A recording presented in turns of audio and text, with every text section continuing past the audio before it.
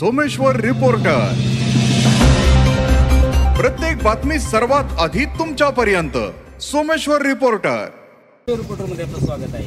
आपण आता आहोत पुणे पंढरपूर महामार्गावरती जेऊर मांडकी या ठिकाणी या गावांना जोडणारा रेल्वे बोगदा जो तयार केलेला आहे त्या बोगद्यावरती उभे आहोत आता आपण। पण हा बोगदा अगदी काही दिवसापूर्वी झालेला बोगदा हा अगदी अरुंद स्वरूपात झालेला आहे आणि या ठिकाणी येणाऱ्या जाणाऱ्या लोकांना मोठ्या प्रमाणात कसरत करावी लागते।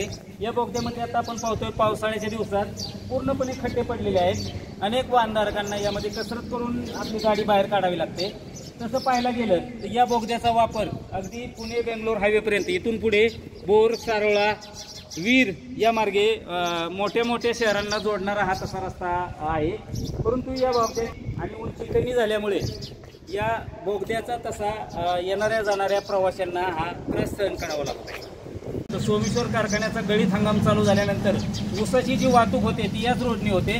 परंतु अगदी बरोबर जर दोन गाड्या जर एकमेकांच्या संपर्कात आल्या तर या बोगद्यातून जाऊ शकत नाहीत। आता आपण समोर गेलेले टू व्हीलर बघतोय, समोर खड्डा पडलेला आहे आणि त्या खड्ड्यातून मार्ग काढत या टू व्हीलरला प्रवास करावा लागत आहे। आता पाहतो या खड्ड्यामध्ये हा समोरचा जो खड्डा पडलेला आहे त्यामध्ये आता वाहन कसं चालतंय बघा। या खड्ड्यातून वाहन करताना मोठ्या प्रमाणात वाहन चालकांना कसरत करावी लागत आहे। तसं पाहायला गेलं तर हा पाण्याचा स्रोत बाहेर काढलेला आपल्याला दिसत आहे, पण यातून पाणीच जात नाहीये। तर शेतकरी जे प्रवासी आहेत त्यांची मागणी अशी आहे की ह्या खड्ड्याचं व्यवस्थित पाणी जर निघतंय, पावसाचं पाणी जे पडतंय ते पाणी यातून पूर्णपणे बाहेर निघावं, याचा निचरा व्हावा, म्हणजे खड्ड्याचं प्रमाण कमी होईल। सोमेश्वर रिपोर्टरसाठी महेश जगतापसह मी विजय लकडे, पुरंदर।